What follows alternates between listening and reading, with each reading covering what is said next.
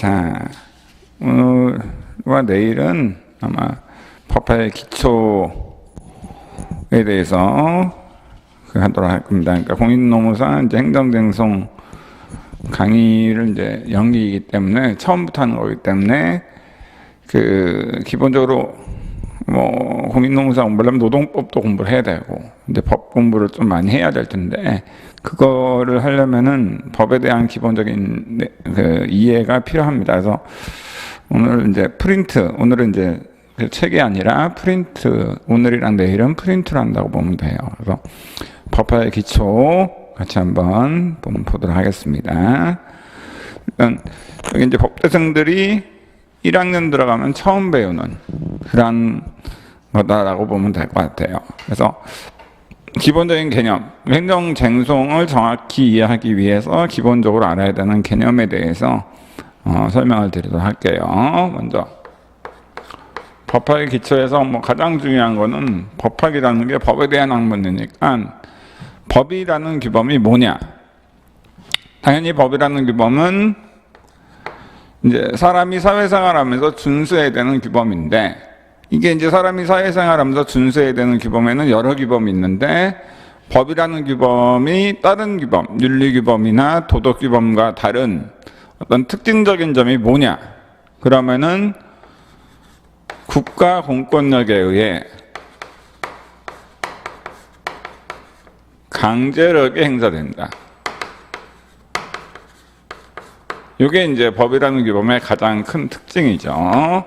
그러니까 다른 규범들은 어른한테 반말하면 안 된다는 우리나라의 윤리규범을 위반했다 하더라도 국가 공권력인 경찰이 그 애를 체포하거나 하진 않죠. 근데 법이라는 규범은 이거를 만약 위반하게 되면은 거기에 대해서 국가가 경찰을 통해서 살인하지 말아야 될 형법의 그 규범을 위반해서 형법이라는 법을 위반해서 살인을 하게 되면 경찰이 그 사람을 체포해서 검사가 기소해서 국가기관인 판사가 이제 형벌을 부과해가지고 이제 징역이든 사형이든 이렇게 국가가 강제력을 행사하게 되죠. 이렇게 법이라는 규범은 다른 규범과 달리 국가에 의해서 강제력이 행사된다는 거. 준수와 관련돼서 이게 이제 법이라는 규범의 핵심이라고 보면 돼요. 그렇기 때문에 다른 규범들, 윤리규범은 그냥 위반하더라도 사회적 비난만 받기 때문에 별 문제가 없는데 법이라는 규범을 위반하면 여기에 대해서 처벌이나 하여튼 국가에 의해서 강제력이 행사된다는 거. 그렇죠? 이게 이제 법이라는 규범의 핵심이다. 그래서 우리가 노무사를 하면서 배우게 되는 근로기준법이라든지 또는 최저임금법, 산업재해보상보험법 또는 산업안전보건법 이런 법에 규정되어 있는 어떤 그 내용을 사업주들이 위반하게 되면 거기에 따라 이제 국가가 여러 가지의 공권력 행사를 통해서 그 사업주들한테 그 위반 행위에 대한 처벌을 해서 그 위반을 하지 않도록 강제력을 행사한다는 거. 이게 법이라는 규범의 핵심이라고 보면 됩니다. 두 번째로 그럼 이제 법에는 어떤 게 있는가? 법의 분류라고도 하고 종류라고도 하는데 법의 분류 또는 종류라고도 하는데요. 일단 법은 여러 가지 형태로 종류를 나눌 수 있는데 가장 대표적인 관점이 이제 형태에 따른 분류. 법이라는 형태가 어떤 형태로 되어 있느냐에 따라 가지고 사회탐구나 이런 시간에도 많이 배웠겠지만 법의 내용이 문서나 문자화되어 있는 대한민국 법전에 이렇게 법의 내용이 문서나 문자화되어 있다. 이렇게 되어 있는 그러니까 법전에 문자로 그 내용을 적은 이러한 법을 우리가 성문법이라 하고 문서나 문자화되어 있지 않은 형태의 법 이거를 불문법이라고 합니다. 그러니까 법은 형태에 따라 분류하면은 그 법이라는 규범의 내용이 문자로 대한민국 법전이라는 그 책에 문자로 되어 있다. 이걸 이제 성문법이라 한다면 그렇게 법전에 문자화되어 있지 않은 형태의 법 이거를 이제 불문법이라고 보시면 돼요. 그래서 불문법의 대표적인 예로 대한민국의 수도는 서울이다. 이거는 우리나라 헌법이라는 성문법 어디에도 문자화되어 있는 내용은 아니에요. 근데 우리나라 헌법재판소가 문자화되어 있진 않지만 대한민국의 수도는 서울이라는 게 그 조상대대로 내려온 관습으로서, 그러니까 문서나 문자화되어 있지 않지만 우리나라에서 불문법이다, 이렇게 얘기를 하고 있는 거죠. 근데 어쨌든 기본적으로 우리나라는 법의 형태와 관련돼서 성문법 국가이기 때문에 기본적으로 문서나 문자화되어 있는 성문법의 형태로 법이 존재합니다. 그럼 성문법, 그러니까 문서나 문자화되어 있는 성문법에는 어떤 게 있느냐? 가장 최상위의 법인 헌법이 있죠. 자, 그래서 성문법의 첫 번째는 바로 문서나 문자화되어 있는 형태의 법인 성문법의 첫 번째 형태는 바로 헌법이라는 법이 있습니다. 이 헌법은 최상위의 성문법이에요. 근데 왜 그러느냐? 이건 민주주의 국가에서 다른 법과 달리 헌법은 국민투표를 통해서 국민이 직접 만든 법이에요. 그러니까 주인인 국민. 민주주의 국가에서 국가의 주인은 국민인데 그 주인인 국민이 국민투표를 통해서 직접 만든 법이다. 그러니까 다른 성문법이 뭐 법률이나 법규명령 이런 거는 주인인 국민이 만든 게 아니라 국민으로부터 대리인으로 선출된 바로 대통령이나 국회가 만든 것인데 비해서 헌법은 바로 국민투표를 통해서 국민이 직접 만든 법이거든요. 그렇기 때문에 헌법은 바로 주인이 직접 만든 법이니까 모든 법 중에 최상위의 법이 됩니다. 그렇기 때문에 국회가 어떤 법률을 만들었는데 그 법률의 내용이 헌법에 위반된다. 그러면 여기에 대해서 이제 헌법재판소라는 국가기관이 그 법률에 대해서 헌법 위반으로 위헌이라고 결정을 내려주면은 당의 법률은 모든 국민과 관계에서 법으로서 이렇게 제거돼요. 그러니까 헌법이 최상위의 성문법이기 때문에 어떠한 것도 헌법에 위반될 수 없고 헌법에 위반되면은 헌법재판소가 위헌이라는 결정을 내려서 당의 헌법에 위반되는 것들을 모두 제거해 준다. 이렇게 보시면 됩니다. 자, 그 다음에 두 번째로 이제 법률이라는 게 있죠. 법률은 말 그대로 국회가 대한민국의 국회, 바로 이제 국민들이 선거를 통해서 자신의 대리인으로 선출한 국회의원들로 구성된 국회가 만든 성문법. 이게 이제 법률이죠. 그래서 보통 근로기준법, 도로교통법, 식품위생법 이렇게 무슨 법으로 끝난다. 그러면 이제 그런 게 이제 국회가 국회의원의 과반수의 어떤 그 찬성에 의해서 의결해서 만든 법률이라고 보시면 됩니다. 그 다음에 이제 국제법이라고 해서 국가 간에 체결된 국제 조약이라든지 일반적으로 승인된 국제법규 이런 것들은 우리나라에서도 성문법으로서 효력이 있다라고 보시면 돼요. 그러니까 한국과 미국 간에 그 한미 FTA라는 어떤 조약이 체결이 됐어. 그럼 그 한미 FTA는 우리나라에서 성문법으로서 효력이 있기 때문에 어떤 행위가 그 한미 FTA에 위반된 행위를 했다. 그럼 우리는 그걸 위법한 행위. 우리가 법에 위반된 행위를 보통 위법하다, 불법이다 이렇게 얘기했을 때 그거를 이제 위법한 행위라고 볼 수 있습니다. 자, 됐고 그 다음에 명령과 규칙이라는 게 있죠. 자, 그랬을 때 명령은 뭐고 규칙은 뭡니까? 이게 참 법하기 어려운 이유가 용어가 문맥에 따라서 용어의 내용이 달라지는 경우. 그러니까 하나의 의미에 대해, 그러니까 법률이라는 의미가 여기서는 성문법으로서 국회가 만든 법률을 의미하지만 실제로 법률 관계할 때 법률이라는 의미는 그 국회가 만든 법률만을 얘기하지는 않거든요. 그러니까 문맥이나 그 어떤 용어에 따라 그 의미가 여러 가지로 해석될 수 있다는 게 좀 법하기 어려운 부분이 있다라고 보시면 되는데 하여간 이 명령규칙도 성문법으로서의 명령규칙을 이제 기준으로 본다면 이게 뭐냐라고 했을 때 좀 이렇게 이해하시면 될 것 같은데, 국민이 직접 만든 법이 헌법이라고 했죠. 그 헌법을 통해서 국민은 국가 권력, 그러니까 국가의 주인은 국민인데 국민이 모든 국가 권력을 행사하는 것은 사실상 불가능해요. 그러니까 국가 권력을 5가지 정도로 나눠줍니다. 그래가지고 이 국가기관의 그 권력을 각각 국민들이 이 헌법을 통해서 다른 국가기관한테 부여해요.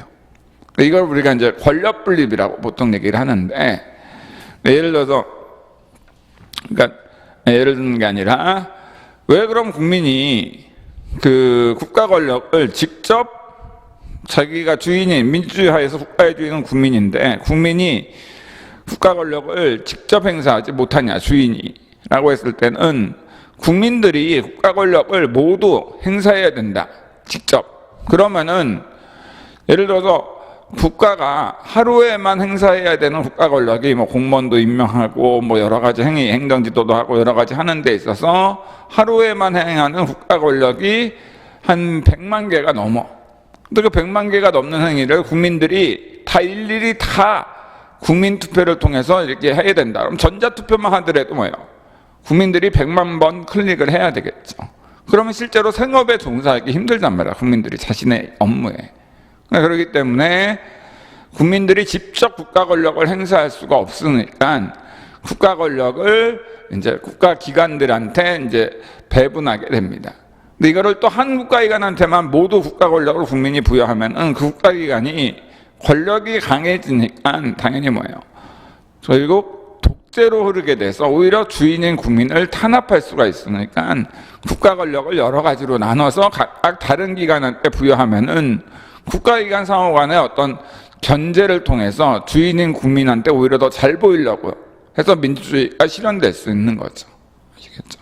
그러니까 대통령이라는 행정부의 수반과 국회라는 입법부 간의 권력이 서로 다르니까 지금 실제로 대통령은 국민의힘이지만 국회는 지금 민주당이 장악하고 있으니까 대통령이 혼자 그 완전히 독주를 할 수는 없게 되거든요.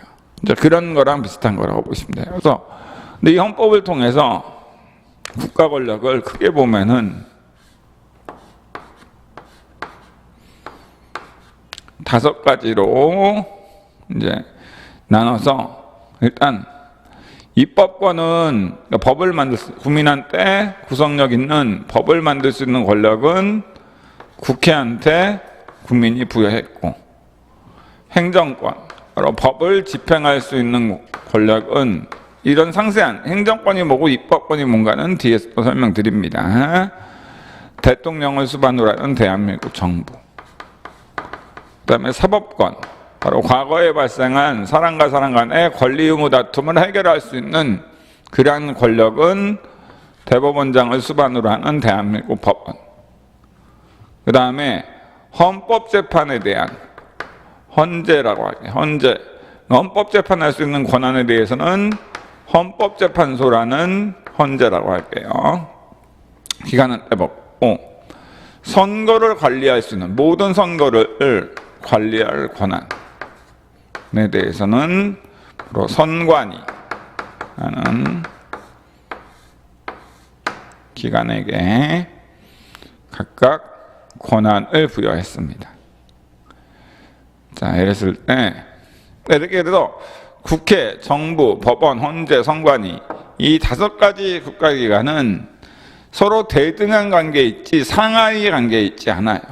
그러니까 그래서 뭐 정부의 수반은 대통령이고, 국회의 수반은 국회의장이고, 법원의 수반은 대법원장이고, 헌재의 수반은 헌법재판소 소장, 선관위의 수장은 중앙선거관리위원회 위원장인데, 아무래도 대통령과 대법원장이 상하 관계냐? 아니에요. 별개의 대등 관계예요. 그러니까 대통령이 대법원장한테 뭐 해라라고 명령 내릴 권한이 전혀 없습니다. 그러니까 대통령은 행정부의 수반으로서 행정부에 소속되어 있는 밑에 하급 공무원한테는 명령을 내릴 권한이 있지만, 대통령이 그 법원 판사한테 이런 판결을 해라라고 명령을 내릴 권한이 없어요. 아시겠죠? 자, 그래서 착각하지 마셔야 됩니다. 물론 이제 우리나라에서 대통령은, 우리나라는 군주라는 게 일본이나 그 영국처럼 군주가 없고 미국처럼 공화국으로 그 군주가 없는 나라다 보니까 행정부의 수반인 대통령이 국가의 대표자, 국가 원수라고 하는데 그런 지위를 동시에 지니고 있긴 하지만 어쨌든 기본적으로 이렇게 된다라고 보시면 돼요. 자, 그래서 이걸 이제 얘기하는 이유는 이때의 명령은 바로 이 5가지 국가기관 중에 행정부가 만든 성문법을, 그러니까 행정부에 소속되어 있는 대통령이나 국무총리, 행정각부 장관이 만든 그러한 성문법을 보통 명령이라 하고, 그럼 여기서 명령과 규칙할 때 이 규칙은 뭐냐? 바로 행정부가 아닌, 여기서 정부가 아닌 국회나 법원, 헌재, 선관위, 이런 행정부가 아닌 다른 국가기관이 만든 성문법, 이거를 보통 규칙이라고 한다라고 보시면 됩니다. 아시겠죠? 그래서 대법원 규칙, 국회 규칙, 헌법재판소 규칙, 중앙선거관리위원회 규칙, 이런 것들이 바로 이제 성문법 중에 하나인 규칙이다, 이렇게 보시면 됩니다. 자, 그렇죠. 참고로 우리가 공무원이라고 하더라도 일반적인 공무원 시험이 이제 공채 시험이라고 해서 뭐 7급 공채, 9급 공채, 5급 공채 이런데, 이 공채 시험으로 선발되는 공무원은 행정부에 소속되어 있는 공무원이고요. 참고로 국회에 소속되어 있는 공무원들을 뽑을 때는 입법고시 또는 그 국회직 8급이라고 해서 시험을 따로 봅니다. 일반적인 공채 시험과는 달리. 아시겠죠? 또 법원에 소속되어 있는 공무원들은 법원 공무원 시험이라고, 법원 행시, 법원직 9급이나 7급 같은 시험을 따로 봅니다. 알겠죠? 그렇게 보시면 될 것 같아요. 하여간 이렇게 보시면 되고, 그 다음에 이제 마지막으로 지방의회가 만드는 조례와 지자체장이 만드는 규칙. 여기서 조례는 지방의회가 만드는 성문법, 국회가 아니라 서울시에 소속되어 있는 서울시의회가 만드는 성문법이 이제 조례고, 그럼 조례 규칙할 때 이 규칙은 뭐냐? 바로 지방자치단체장 또는 교육감이 만드는 성문법, 요거를 이제 규칙이라고 해요. 아시겠죠? 자, 그래서 서울시장 규칙, 서울시 교육감 규칙, 뭐 이런 게 이제 조례 규칙할 때 규칙이라고 보시면 됩니다. 그럼 어쨌든 우리나라는 기본적으로 법이 성문법으로 이제 존재하기 때문에 기본적으로 우리나라의 법은 이 1번부터 5번까지가 중심이긴 해요. 근데 실제로 이 성문법만으로는 좀 불합리한 결론이 나오는 경우도 꽤 많단 말이에요. 그러면 이런 성문법만으로 만약 그 사람들과의 사회생활에서의 분쟁을 해결하려고 했는데, 이 성문법을 적용해서 분쟁을 해결하고 보니까 진짜 사람의 상식에 반하는 너무나도 불합리한 결론이 나오는 경우가 있어. 그럼 이런 성문법만으로는 해결될 수 없는 너무나도 불합리한 결론이 나올 때 보충적으로 적용되는 게 바로 불문법입니다. 그래서 문서나 문자가 되어 있지 않은 법인데, 그래서 불문법에는 이제 관습법, 그러니까 조상 대대로 내려온 관습을 법으로 인정하는 게 있긴 합니다. 관습법이 있고, 그 다음에 이제 조리라고 해서 서양에서 얘기한다면 이제 정의,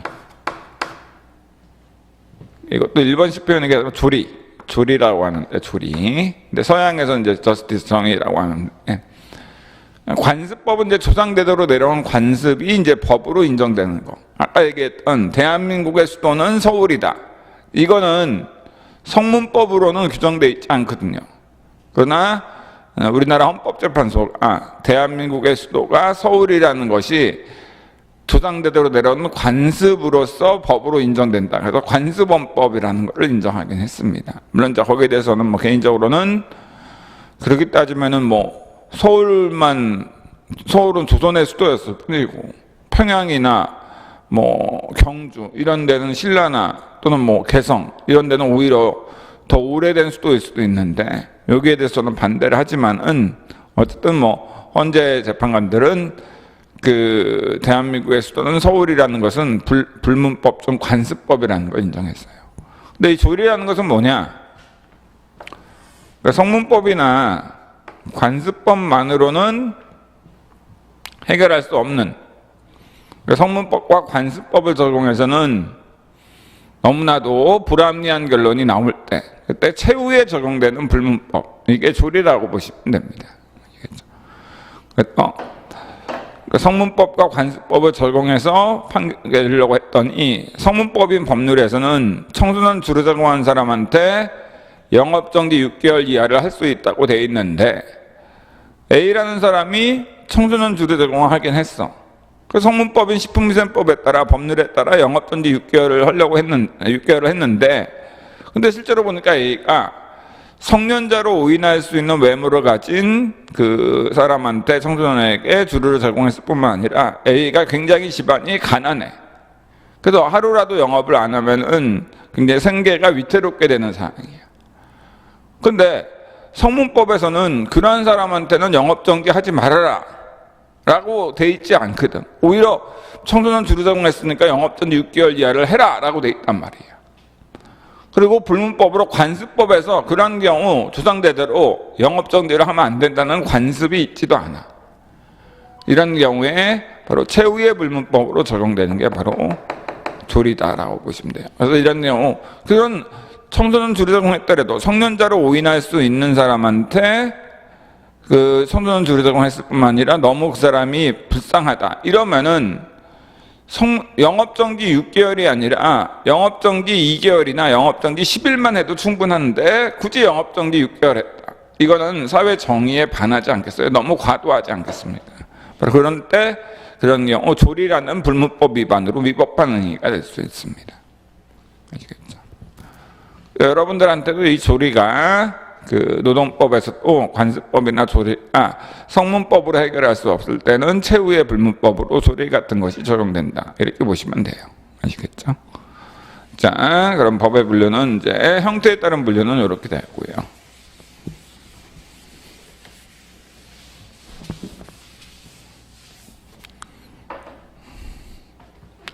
그러면은 가장 중요한 분류인 내용에 따른 분류. 자, 그럼 내용에 따른 분류로 보면은 형태가 무엇이든 법을 형태가 성문법으로 되어 있던 불문법으로 되어 있던 그와 상관없이 그 내용이 어떤 내용을 담고 있느냐에 따라 가지고 조집, 그다음에 행위법,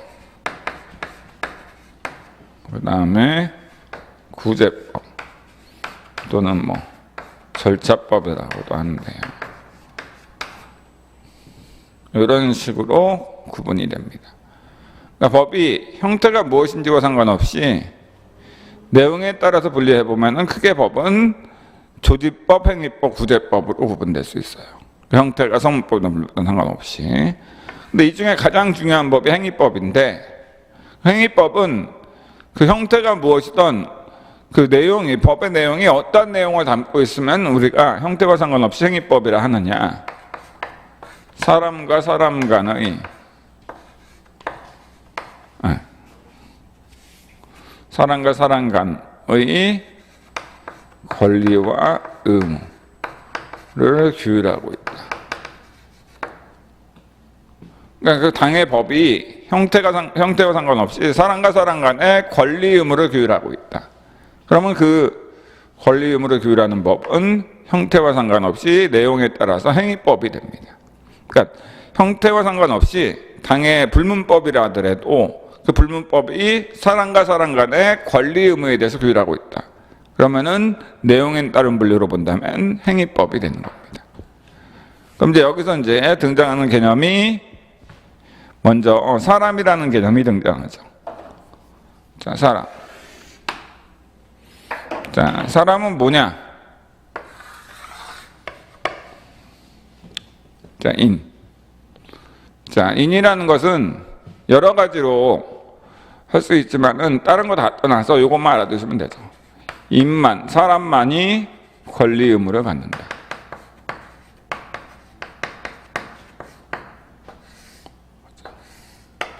사람이 아닌 거는 절대로 권리 의무를 가질 수 없고 오로지 사람만이 권리 의무를 갖는다고 보시면 돼요. 아시겠죠? 사람이 아닌 거는 절대로 권리 의무를 가질 수 없고 오로지 사람만이 권리 의무를 갖는다. 고양이나 개 이런 거한테 아파트에 대한 소유권이라는 권리를 이전시킨다. 이거는 불가능한 얘기예요. 아시겠죠? 왜냐하면 아파트 소유권이라는 권리는 오로지 사람만이 가질 수 있으니까 사람이 아닌 개나 고양이는 아파트에 대한 소유권과 같은 권리를 가질 수 없습니다. 그럼 이런 사람, 권리 의무를 가질 수 있는 건 사람만인데 이런 사람에는 뭐가 있냐? 자, 프린트에 다 있으니까 나중에 프린트 천천히 읽어보시면 돼요. 자연인과 법인이 있다. 그럴 때 자연인은 뭐 여러분들이나 저와 같이 자연적으로 형성된 사람을 얘기하죠. 그래서 언제부터 자연인이 되느냐 했을 때 자연인의 시작점은 산모아가 진통이 왔을 때 그때부터 태아는 이제 자연인의 지위를 얻게 됐고 언제 자연인이 끝나느냐 그래서 권리 의무를 가질 수 없게 되느냐 했을 때 맥박 정지 그리고 심장이 멎었을 때 자연인의 지위는 소멸되는 걸로 봅니다. 자, 그렇기 때문에 태아인 상태인 경우에는 태아는 어쨌든 진통이 오기 전에 태아는 사람이 아니기 때문에 자연인이 아니기 때문에 권리 의무를 못 갖고 그렇기 때문에 태아 임신 8개월이든 뭐든 태아를 어떤 약물을 통해서 태아를 죽였다 하더라도 그거는 뭐예요? 낙태죄로 처벌되지 살인죄로 처벌되지는 않죠. 왜냐하면 살인할 때 이는 자연인을 의미하기 때문에 그렇기 때문에 그 진통이 오기 전 태아는 자연인이 아니므로 권리 의무를 가질 수 없을 뿐만 아니라 살인죄 할 때 인의 개념에도 해당하지 않게 됩니다. 그럼 이제 법인도 사람인데 권리 의무를 가질 수 있는 법인은 말 그대로 법에 의해서 그러니까 자연인처럼 자연적으로 형성된 사람이 아니라 법에 의해서 사람으로 인정된 그런 사람을 법에 의해서 사람으로 인정된 사람을 법인이라고 해요. 그러니까 법인에는 예로서 기본적으로 이제 사단법인, 재단법인, 사람들이 모인 단체의 법인, 법에 의해서 인격이 인정되는 사단법인과 사람들이 출연한, 사람들이 이렇게 낸 재산, 그러니까 돈이나 이런 부동산 이런 것을 법인으로서 이제 법에 의해서 인격을 인정한 재단법인이 있습니다. 보통 이제 사립, 초중고등학교, 대학교를 운영하는 사람은 재단법인이라는 법인이 이제 운영을 하죠. 근데 보통 이제 사단법인과 재단법인은 보통 이제 민법에 의해서 만들어진 법인이다 보니까 비영리법인. 이 법인이 돈을 벌기 위해서 돈을 벌 걸 목적으로 하는 행동을 하면 안 돼요. 그래서 사단법인, 재단법인은 돈을 버는 행동은 원칙적으로 못 합니다. 영리활동이라고 하는데. 거기에 비해서 이제 상법에 의해서 돈을 벌 걸 목적으로 한 주식회사. 주식회사는 이제 어쨌든 간에 이것도 법인으로서 권리 의무를 가질 수 있는 사람이 있고 이 주식회사는 사단법인, 재단법인과 달리 영리법인, 그러니까 돈을 벌 걸 목적으로 만들어진 법인이죠. 그렇기 때문에 이 주식회사는 별개의 법인이에요. 별개의 사람이라는 거죠. 주식회사 삼성물산, 주식회사 삼성 SDI, 주식회사 삼성생명 이 세 개를 낸다면 이 세 가지는 각각 독립된 사람들이에요. 삼성전자와 삼성물산, 삼성 SDI, 삼성생명 이거는 각각 독립된 사람. 여러분들과 여러분들 친구와의 관계라고 보시면 돼요. 아시겠죠? 단지 이제 왜 그거가 이렇게 삼성그룹이라고 해서 의미를 갖느냐 했을 때 그거는 이재용 씨라는 그 자연인이 그 법인들의 주식회사들의 경영권을 쥐고 있으니까 그 경영권을 갖고 있는 이재용 씨가 경영권을 갖고 있는 여러 법인들, 여러 수십 개의 법인들을 이제 묶어서 삼성그룹이라고 하지만 실제로 삼성그룹은 그 법인은 아닙니다. 그냥 이재용 씨라는 자연인이 경영권을 갖고 있는 여러 법인들을 묶어서 얘기하는 것 뿐이죠. 그 다음에 대한민국 국가. 국가도 법인입니다.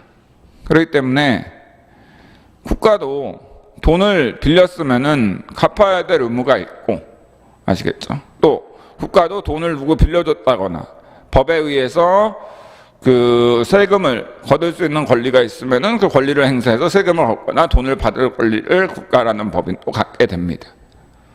그렇기 때문에 예를 들어 대한민국이 달러를 빌렸는데 달러를 못 갚게 됐어. 그럼 이제 그게 국가부도라고 얘기를 하는 거죠. 아시겠죠? 그렇기 때문에 국가도 예를 들어서 세금을 한 400조 정도 걷었는데 국가가 600조를 1년에 썼다. 그럼 200조 마이너스가 나는 거죠. 이런 국가 부채, 국가 갚아야 될 채무가 어느 정도 한도 내에서는 계속 세금을 매년 거치니까 그걸 통해서 이렇게 돌아가면서 뭐 돌려막기라고 해야 되나? 하여튼 뭐 그런 식으로 하면 되는데 국채를 발행해서 돈을 확보해가지고 계속 빚으로 이제 계속 돌려막기 하면 되는데 그 한도가 넘어서게 되면 이제 불가능하기 때문에 그럼 이제 국가 부도가 나올 수 있으니까 그런 것들을 리스크 같은 거를 잘 관리를 해야죠. 국가도 무한정으로 뭐 이렇게 돈을 쓸 수 있는 게 아니라 법인이니까 국가도 그 세금이라는 것을 걷어들이는 것보다 더 많이 쓰는 경우 그 적절한 한도가 있기 때문에 너무 심하게 쓰면 이제 망할 수 있습니다. 그 다음에 국가와는 또 독립된 법인으로 지방자치단체가 있죠. 지자체라고 줄여서 지방자치단체. 그래서 지방자치단체는 국가와는 또 독립된 법인이죠. 그러니까 우리가 서울시 하면은 서울시는 국가와는 독립된 법인. 마치 국가가 만약 삼성물산이라면 서울시는 뭐 삼성 SDI처럼 별개의 사람이에요. 별개. 그러니까 지자체는 국가와는 독립된 사람이다. 그렇기 때문에 국가라는 법인으로부터 월급 받는 자연인을 국가공무원이라 한다면 지방자치단체로부터 월급 받는 자연인은 지방공무원이라고 해서 적용되는 법도 달라요. 아시겠죠? 그리고 이 지자체에는 또 법인으로 광역지자체가 있고 기초지자체가 있죠. 그래서 광역지자체로는 특별시, 그러니까 서울특별시밖에 없죠. 그 다음에 광역시, 뭐 부산광역시, 광주광역시 이런 거, 그 다음에 그 다음에 세종특별자치시, 그 다음에 제주특별자치도가 있고, 그 다음에 기초지방자치단체로 특별시와 광역시 보통 밑에 있는 자치구라는 법인과 도 밑에 있는 시와 군, 여기까지는 이제 지방자치단체로서 법인입니다. 그러니까 서울특별시도 법인이지만 서울특별시 밑에 있는 관악구나 강남구 이런 것들도 서울시와는 독립된 법인이에요. 경기도도 광역지방자치단체로 법인이지만 경기도 밑에 있는 성남시나 뭐 연천군 이런 것도 경기도와는 독립된 법인입니다. 그러니까 한마디로 서울시 공무원들은 서울시라는 법인으로부터 월급 받지만 강남구 공무원들은 강남구라는 법인으로부터 월급 받는다고 보시면 돼요. 근데 제가 항상 말씀드리지만 그럼 분당구와 판교구는 지방자치단체라는 법인으로서 권리 의무를 가질 수 있습니까? 못 가져요. 왜? 주소가 경기도까지 법인, 경기도 광역지자체로 법인, 성남시 여기까지가 법인이에요. 성남시 밑에 분당구와 판교구가 있는데 분당구와 판교구는 특별시와 광역시 밑에 있는 구가 아니라 성남시라는 기초지자체 밑에 있는 구다 보니까 법인이 아니에요. 사람이 아니니까 권리 의무를 못 갖습니다. 근데 분당구나 판교구 주민이 내는 재산세, 지방세는 모두 성남시라는 법인한테, 왜냐하면 권리 의무는 오로지 사람만이 갖추니까.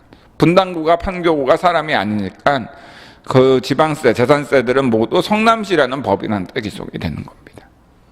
그렇죠? 자, 그러니까 우리가 세금에도 국세라는 게 있고, 국세는 말 그대로 국가라는 법인한테 기속되는 돈. 지방세는 뭐예요? 바로 지방자치단체라는 법인한테 기속되는 돈이라고 보시면 돼요. 그래서 지방자치단체도 뭐예요?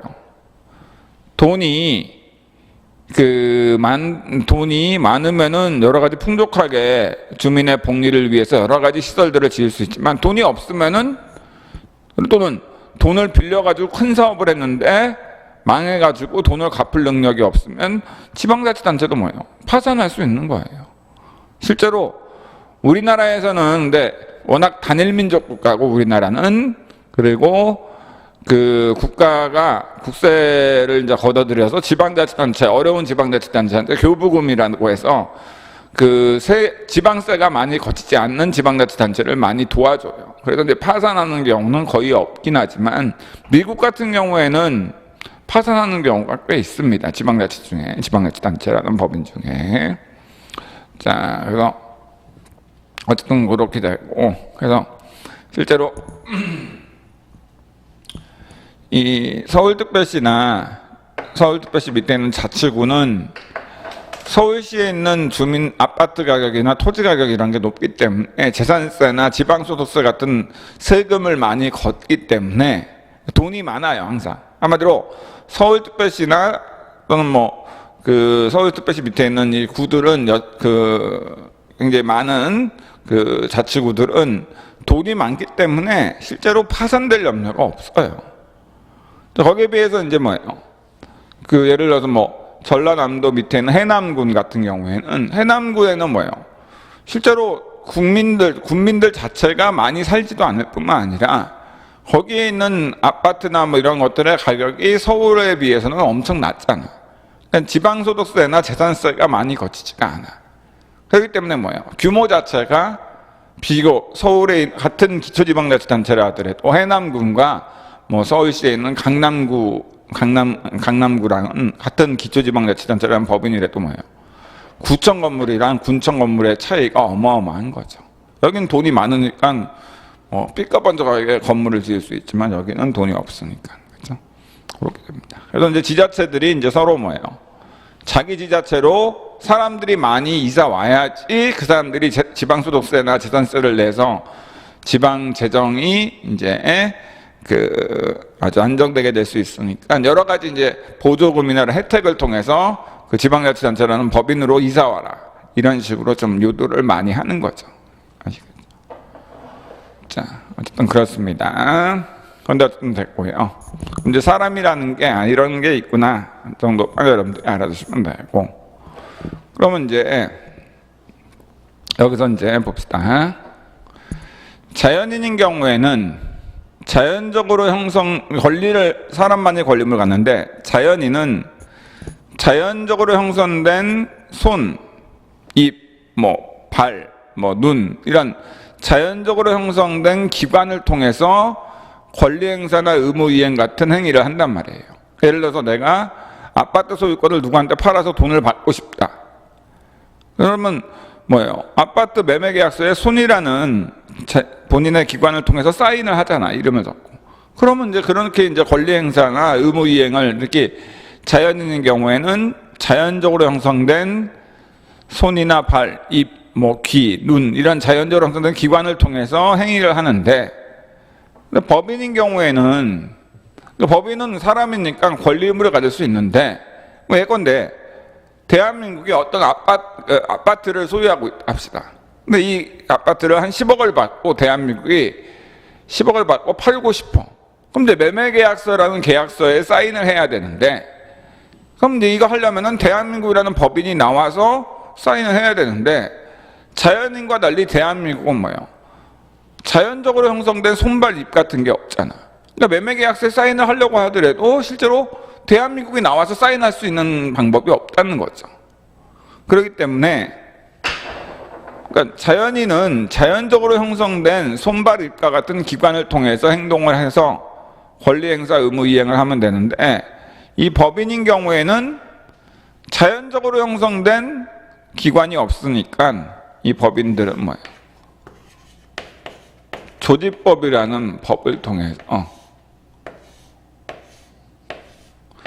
자연인의 손발 입에 해당하는 그런 것들을 기관이라고 하는데, 기관을 만들고 그러한 기관에게 일정한 직무 범위, 이거를 이제 뭐라고 하냐면은 권한이라고, 보통 뭐 권력이라고 표현해도 상관없고 를 부여해요. 그러니까 법인은 자연인처럼 자연적으로 형성된 손발 입과 같은 기관이 없으니까 조직법이라는 법을 통해서 자신의 손발에 해당하는 기관을 만들고 그 기관에게 일정한 직무 범위, 바로 권한이라는 것을 부여합니다. 아시겠죠? 그래서 뭐 주식회사 같은 경우로 본다면 주식회사의 기관으로는 조직법에 의해 만들어진 주식회사라는 법인의 손발로는 대표이사, 이사, 감사, 뭐 부장, 뭐 이런 것들이 있어요. 아시겠죠? 자, 그러니까 우리가 속칭 얘기하는 회장이나 사장은, 아시겠죠? 회장이나 사장은 그거는 그 조직법상으로는 아무런 의미가 없습니다.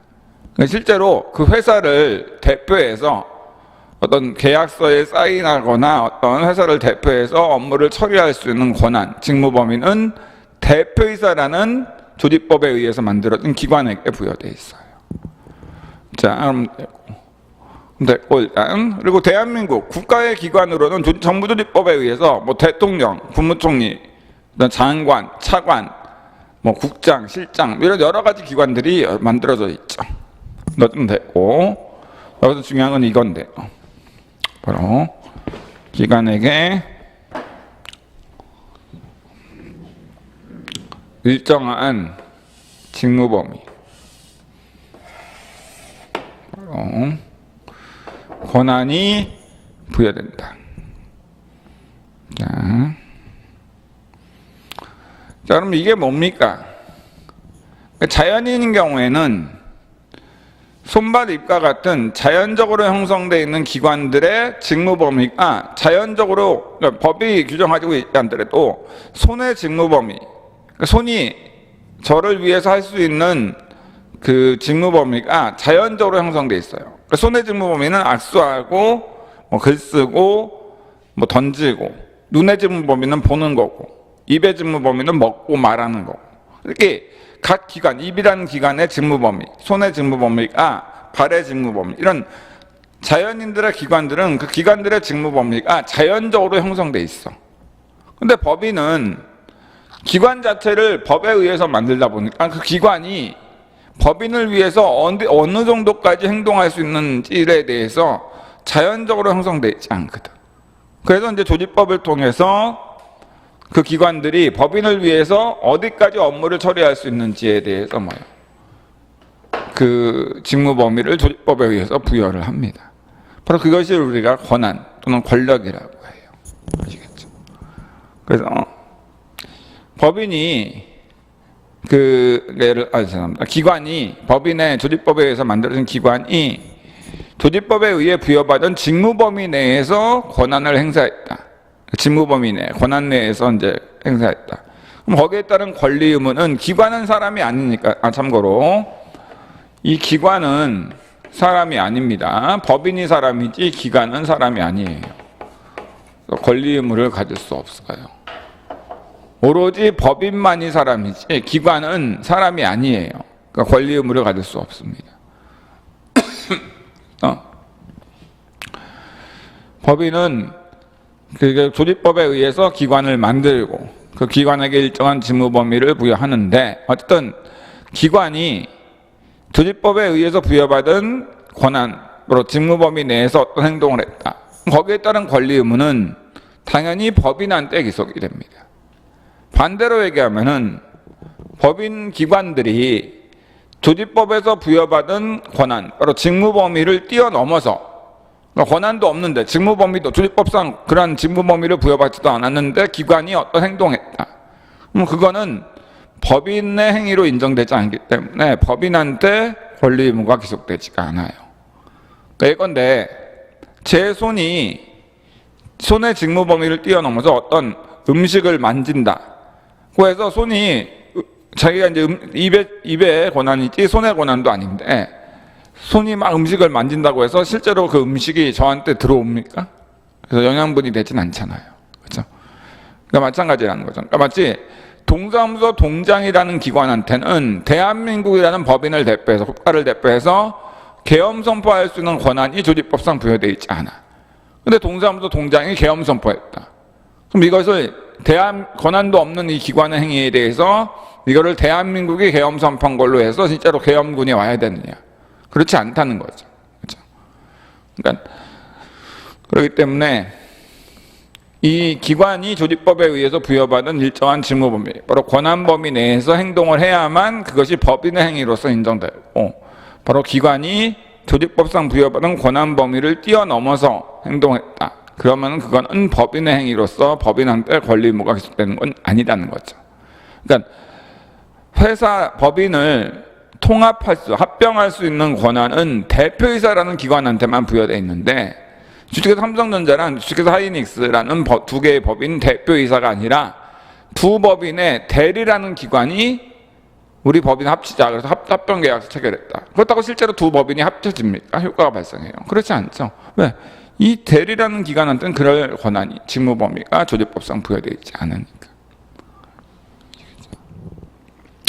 자, 그래서 근데 그러니까 조직법은 그럼 법인이라는 자연인이 아닌 법인의 내부에 있는 기관을 만들고 그 기관을 직무 범위, 권한에 대해서 규율하는 법인데, 뭐 이거 별로 중요하지 않지 않습니까? 그러면은 권리 의무를 규율하는 법도 아니고, 조직법은 그 사람 중에 하나인 법인의 기관을 만들고 기관의 어떤 직무 범위, 권한만 규율하는 법이니까 뭐 특별히 의미가 있는 법은 아니지 않습니까? 라고 하는데, 맞아요. 의미가 그렇게 많은 법은 아니에요.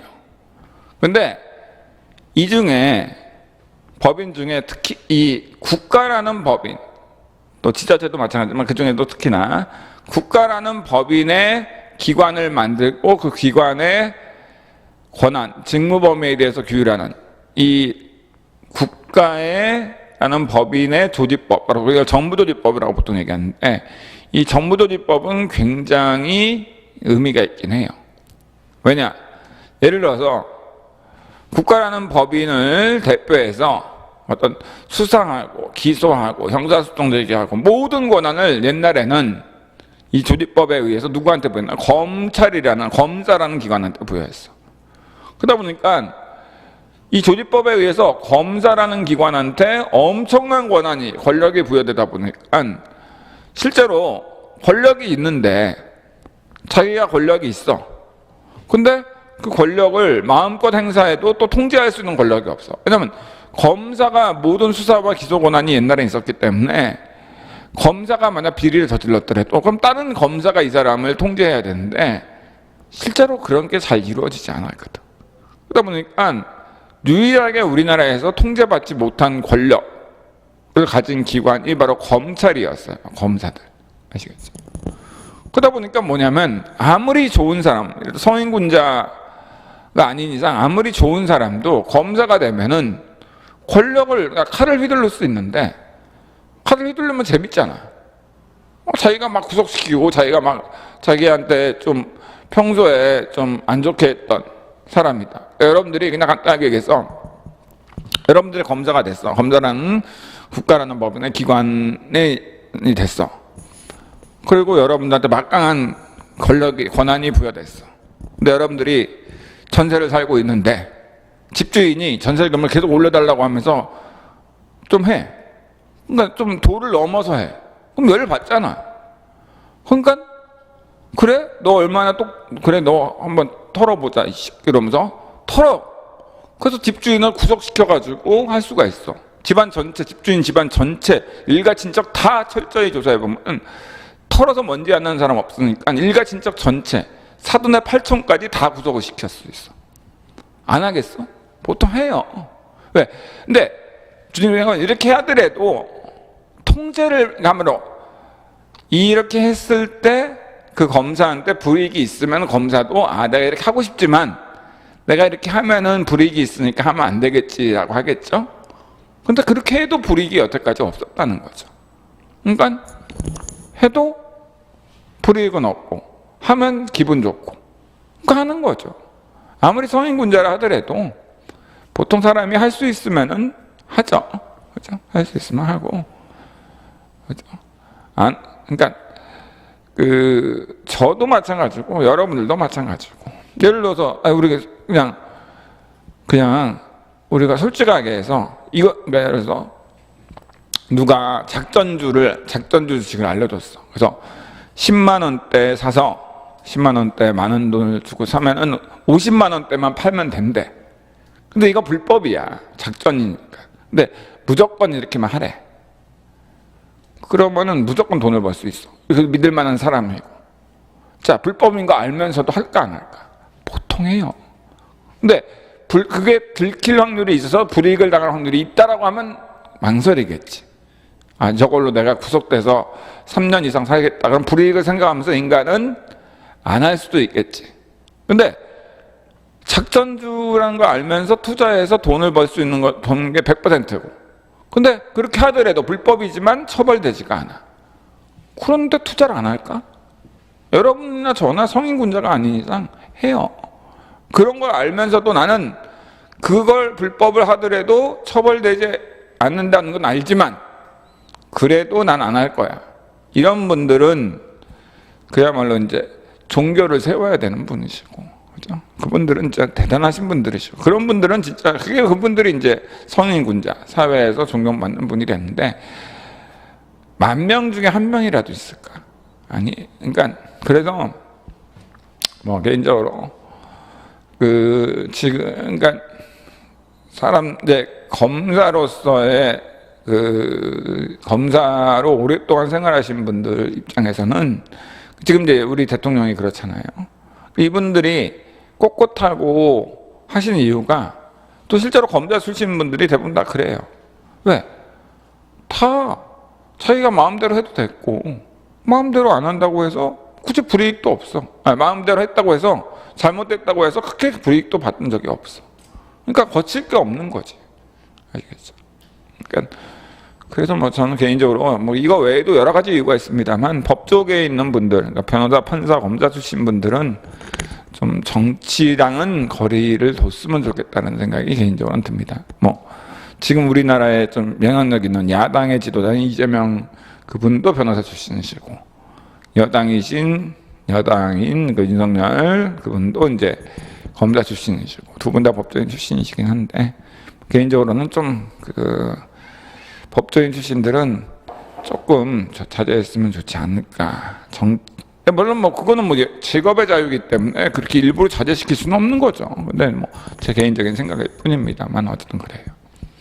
어쨌든 법인은 어쨌든 기관을 통해서 조직법을 통해 기관을 만들고 기관한테 일정한 직무 범위를 부여한다. 그래서 이 권한을 얼만큼 제대로 잘 부여하느냐 조직법을 개정해서 그게 굉장히 중요하다. 아시겠죠? 보시면 돼요. 그래서 지금은 이제 그나마 조금 유명무실하긴 하지만은 검사라는 기관의 권력을 통제할 수 있는 새로운 기관이 하나 만들어졌죠. 그래서 고위공직자 비리수사처라는 기관을 조직법 개정을 통해 만들어서 이렇게 하고 있습니다. 어쨌든 됐고. 그래서 참고적으로 얘기한다면은 법인이 기관을 통해서 어떤 권한을 행사해서 거기에 따른 권리 의무를 법인이 갖게 되는데 그럼 실제로 어떤 매매계약서에 사인할 때 어떤 식으로 사인하느냐 뭐 예를 든다고 한다면 대한민국이라고 예를 듭시다. 대한민국이 어떤 토지를 사고 싶어. 그러면은 매매계약서의 매수인란에 대한민국 법인명이 쓰고 대통령이라는 기관, 그러니까 권한 있는 기관이 대통령 쓰고 그다음에 윤석열 해가지고 사인해요. 그러면 그때는 대통령이라는 기관으로서 이제 권한 범위 내에서 행동했다면 거기에 따른 권리 의무는 대한민국이라는 법인한테 계속됩니다. 근데 어떤 토지 매매 계약서에 그냥 윤석열이라고만 윤석열이라는 이름만 쓰고 사인했다. 그럼 뭐야? 그건 윤석열이라는 자연인으로서 행동한 거니까 그때는 윤석열이라는 자연인한테 그 토지 소유권이 기속이 되는 거죠. 그러니까 대통령 윤석열은 대통령이라는 기관이니까 사람이 아니에요. 그러니까 윤석열 하면 자연인으로 사람인데 대통령 윤석열 하면은 그거는 바로 대한민국이라는 법인의 기관인 대통령으로서 행동한 거니까 거기에 따른 권리 의무는 권한 범위 내에서 행동했다면 대한민국이라는 법인한테 기속되지 윤석열이라는 자연인한테 기속되지 않는다. 이렇게 보시면 됩니다. 자, 그럼 이제 그러니까 여기 이제 내용에 따른 분류에서 조직법의 개념은 나왔죠. 바로 법인의 기관을 만들고 기관의 권한으로 직무 범위를 규율하는 법. 그러니까 당의 법이 성문법이든 불문법이든 그 내용이 법인에 소속된 기관을 만들고 법인의 손발인 그 기관의 일정 직무 범위, 권한을 규율하고 있다. 그러면 그건 조직법이 됩니다. 자, 그 다음에 이제 권리와 의무, 행위법의 내용 중에 권리와 의무를 해야 되는데요. 자, 시간이 좀 됐으니까 10분 정도 쉰 다음에 권리 의무에 대해서 살펴보도록 하겠습니다. 10분만 쉴게요.